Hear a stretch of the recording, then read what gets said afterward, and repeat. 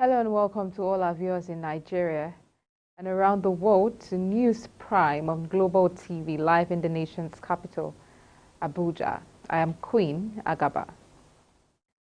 Former Minister of Humanitarian Affairs, Disaster Management and Social Development, Sadiya Umar Farouk, has alleged that some people were linking her to a purported investigation by the Economic and Financial Crimes Commission EFCC into the activities of James Okwete.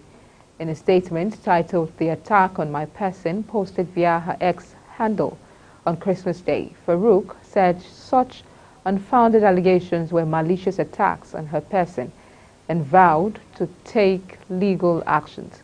While saying she knew nothing about Okwete, the ex-minister also said she was proud to have served the country. Some hours after the death of Governor Rotimi Akeredolu and the swearing-in of Lucky Aiyedatiwa as the substantive governor of Ondo State, a commissioner and 2 aides of the former governor have resigned their appointments. Those who resigned on Thursday are the Commissioner for Infrastructure, Lands and Housing, Aminu Raimi, the Special Assistant on Photography to the former governor, Olawale Abolade, and the Senior Special Assistant to Akeredolu on Special Duties and Strategy, Doyin Odebowale.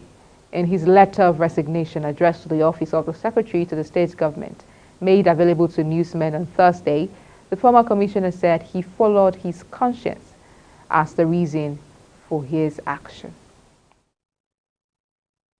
Meanwhile, the Nigerian Security and Civil Defense Corps, NSCDC, Federal Capital Territory Command, has arrested 82 suspected vandals and 22 illegal miners from August till date. The FCT commandant of the NSCDC, Olushola Odumosu, gave the figures during an interview with the news agency of Nigeria on Thursday in Abuja. Odumosu said that 20 suspects were arrested in connection with the manhole cover theft and vandalism of critical national assets and infrastructure. He said that 5 suspects were arrested in September for alleged vandalism of electrical cables, 14 for alleged vandalism of other public property, and 2 others for alleged television theft. The commandant says that the other suspects include 28 persons nabbed for alleged railway vandalism and destruction of other critical national assets. Abia State Governor Alex Otti has signed the 2024 appropriation bill of 567.2 billion naira, recently passed by the State House of Assembly into law. While signing the bill on Thursday, Otti said the 2024 budget would move Abia from its current level of underdevelopment to development. He noted that the budget ratio of 84% for capital expenditure and the 16% for recurrence was not a mistake, but a deliberate plan to accelerate the growth of Abia's economy within a short space of time. The governor maintained that every money borrowed to finance the budget would be channeled to capital expenditure, adding that the budget is expected to excite foreign and local investment, spur large-scale and medium businesses, secure the state, and prepare Abia for the next level of development. The Kano State Police Command has arrested 9 suspects who specialized in interstate trafficking, abduction, buying, and selling of minors. The State Commissioner of Police, Usaini Gomel, disclosed this while parading the suspects at the Bompai Command's headquarters on Thursday. He explained that the suspects were apprehended after conducting several intelligence-led operations through which the long-time cycle of interstate trafficking syndicates hibernating around Kano, Bauchi, Gombe, Lagos, Delta, Anambra, and Imo State were identified and dismantled.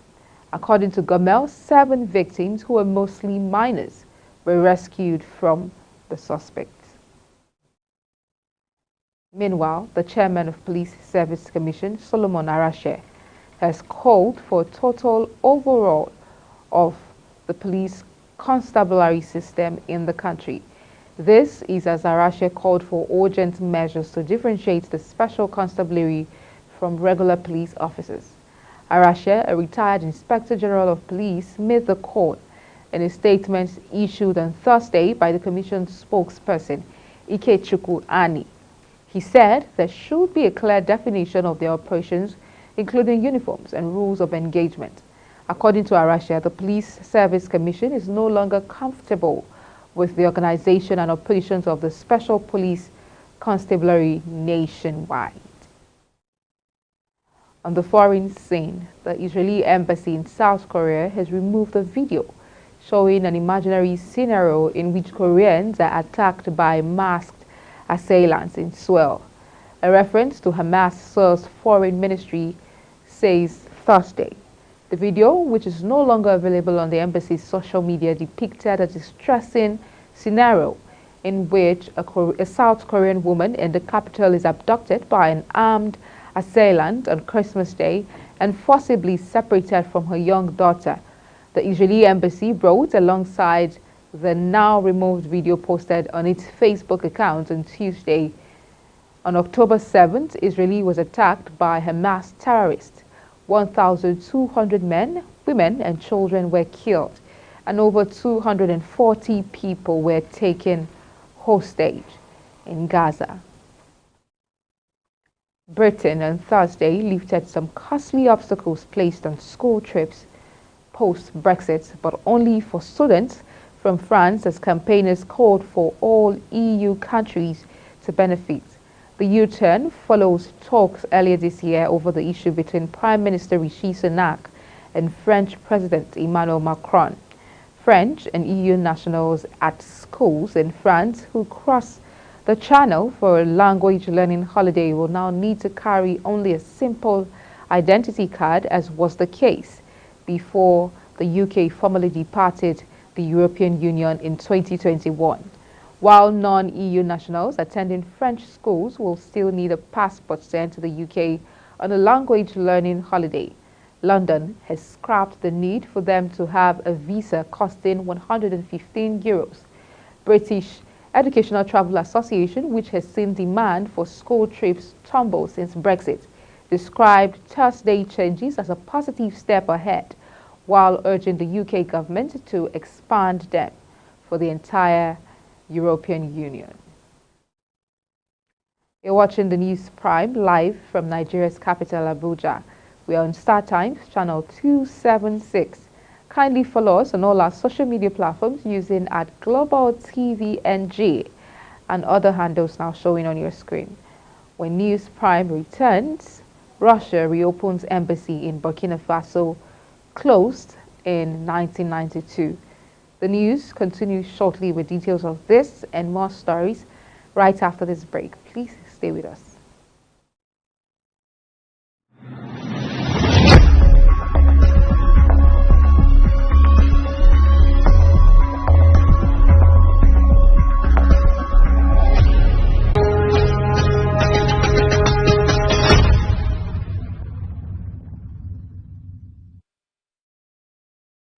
Many thanks for staying with us. This is Global Television, bringing you live broadcast of the News Prime. Russian and U.S. space agencies have agreed to keep working together to deliver crews to the International Space Cosmos, says on Thursday. The space sector, including its so-called cross flights that involve sending crews from different nationalities on one spacecraft, is a rare area of cooperation remaining between Moscow and Washington since Russia sent troops to Ukraine. It also aims to guarantee the presence of at least one representative of Roscosmos on the Russian segment and the presence of at least one representative of NASA on the American segment. Russia said in April that it planned to use International Space Station until 2028, an apparent reversal of an earlier announcement to quit the orbiting laboratory after 2024. Similarly, Russia on Thursday reopened its embassy in Burkina Faso after a gap of nearly 32 years. The West African nation's government and the Russian diplomats say The mission was closed in 1992. The Russian ambassador to Ivory Coast, Alexei Saltykov, said Russian President Vladimir Putin would name the new envoy. The Burkinabe Foreign Ministry confirmed this in a statement. Saltykov says he would head the mission in Burkina Faso until the new ambassador is named, and described Burkina Faso as an old partner with whom he has solid and friendly ties. Burkina Faso last year experienced 2 military coups, both triggered in part by discontent at failures to stem a raging jihadist insurgency. Meanwhile, a Moscow court sentenced a poet on Thursday to 7 years in prison for reciting verses against the Ukraine campaign during anti-mobilization protests last year. Artyom Kamardin, who is 33, was sentenced alongside Yegor Shovba, 23, who also took part in the protest and received a sentence of 5 years and 6 months. Just before his sentencing, a smiling Kamardin recited a poem that refers to poetry as gut-wrenching and is often disliked by people accustomed to order. Russian authorities have detained thousands for simple acts of protest against the offensive in Ukraine, with criticisms effectively outlawed. Kamardin said his detention was particularly violent, claiming that officers raped him and forced him to film an apology video while threatening his partner. In business, the Corporate Affairs Commission, CAC, has granted an extension for companies to submit their annual returns, allowing for a revised timeline from 1st January to 1st of April 2024. This was disclosed in a statement by the Commission on Thursday. According to CAC, the extension was granted as a result of glitches on the company's registration portal, as well as a difference to the micro, small and medium-scale enterprises MSME sector. The CAC recently released a circular stating their intention to delist 91,843 companies by the month end for neglecting to submit their annual returns on the Commission's website. However, the Commission highlighted that the penalties are currently on hold for companies who fall within the bracket of the earlier deadline for January 1st, 2023, given that the deadline for submission has been extended to April 1st, 2024. Nigerian companies entered the final quarter of the year with a cash reserve of 2.3 trillion naira, the largest cash balance in recent history. This data was compiled from over 30 of the largest companies listed on the Nigerian exchange over the calendar year from January to December. The data excludes commercial banks and insurance companies whose business models allows them to receive cash on behalf of their customers. The cash balances of the companies under consideration represent a 27% increase from the 1.8 trillion naira reported as cash and cash equivalents at the end of 2022.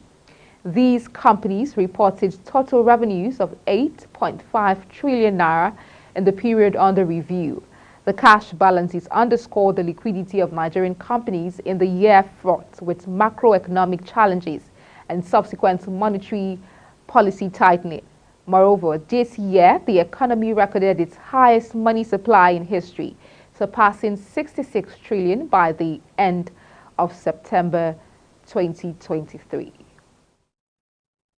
In sports, Tottenham Hotspur's Son Heung-min was named in South Korea's Asian Cup squad on Thursday, and coach Jurgen Klinsmann said it was about time they ended their 64-year continental title drought. Wolves forward Hong Hee-chan, who scored his 10th Premier League goal of the season against Brentford on Wednesday, was also among Klinsmann's 26-man selection for the tournament, which kicks off in Qatar on January 12th. Son will captain a squad that includes Bayern Munich defender Kim Min-jae and 22-year-old Paris Saint-Germain attacking midfielder Lee Kang-in. South Korea have been drawn in Group E and will face Malaysia, Jordan, and Bahrain in the first round. And Granit Xhaka, the Swiss midfielder who spent 7 influential years at Arsenal, is poised for an emotional return to the club. Reports indicate that Xhaka has arrived in London and is expected to be present as Arsenal's clash against West Ham at their home ground. During his tenure with the Gunners, Xhaka notably played a pivotal role in their bid for the Premier League title last season, narrowly missing out on the championship. Despite his integral contributions leading Arsenal back to the Champions League, Xhaka surprisingly sought a move back to the Bundesliga, joining Bayer Leverkusen. His departure, which occurred swiftly, denied him the chance to bid a proper farewell to teammates and the devoted fan base that held him in high regard. However, this return fixture against West Ham provides an opportunity for Xhaka to reconnect with his former colleagues and the supporters who embraced him during his time in North London. For more updates on sports, we will now be joined with Anthony Momodu. All right, sports fans, it's time for sports stories. Let's begin from the African Cup of Nations, where Moleya Salah has been left out of the Guinean squad for the upcoming African Cup of Nations after falling out with the manager over a shirt he swapped with Vinicius Junior of Real Madrid. Guinea will kick off their campaign when they take on the indomitable Lions of Cameroon on January 15 before facing Gambia and the reigning champions, the Teranga Lions of Senegal. They will be without midfielder Salah, who has failed to make the squad after reportedly getting into an argument with teammates and the manager after their 4-1 loss to Brazil in June. Following the defeat, the 25-year-old swapped shirts with Real Madrid superstar Vinicius Junior before the shirt mysteriously vanished in the dressing room, and aggrieved Salah started to point fingers at teammates before accusing manager Keba Diwara of theft. All right, let's move on to the tennis court, where former world number 1 Rafa Nadal was back on the court for the first time since his long injury layoff, in a welcome sight for tennis fans ahead of the Australian Open. Nadal, who is 37, has not played professionally since January when he failed to defend his title down under. Back-to-back hip injuries have hampered the Spaniard all year, leading to fears for his playing future. But he is hoping for one final hooray in Australia next month and was moving freely on the court in Queensland on Thursday, where he will play at the Brisbane International. Nadal has previously admitted that 2024 will likely be his last season, where he plans to say goodbye to his adoring fans. All right, still talking tennis. Let's tell you about this man. His name, Carlos Alcaraz. Yes, heir to Rafa Nadal. Let's say that Carlos Alcaraz came from a set down to beat rival Novak Djokovic in Saudi Arabia on Wednesday in an exhibition which doubled up as a dress rehearsal for next month's Australian Open. The world number 2 triumphed 4-6, 6-4, 6-4 to kick off the new season. The two best male players in the world faced off in Saudi desert for the Riyadh Season Tennis Cup. It was a match that swung this way and that, with Alcaraz breaking in the first game, only for Djokovic to reply with 2 breaks of his own to take the opener 6-4. But the Serbian world number 1 lost his serve at the start of the second set too. This time Alcaraz had his nerve to level the match. The Wimbledon champion then took charge of the third set, breaking in the third game, but Djokovic rallied once more, leveling at 3 games apiece before Alcaraz sealed a decisive second break. Let's say that the Spaniard needed 3 bites at the cherry before eventually edging 5-4 ahead. The 20-year-old Alcaraz then closed out the match.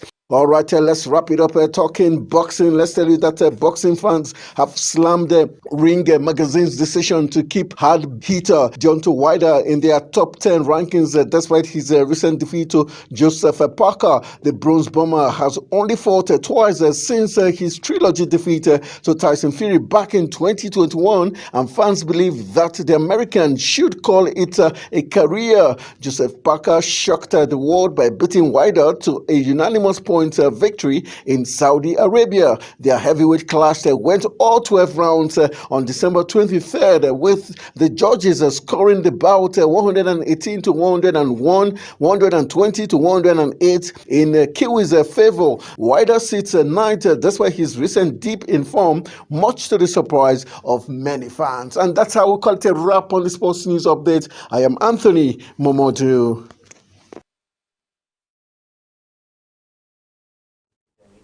And that's it on News Prime, and it came to you live in the nation's capital, Abuja. We're on Star Times, channel 276. Kindly follow us across all social media platforms using @Global TV NG and other handles now showing on your screen. I am Queen Agaba. Thank you for watching, and see you again.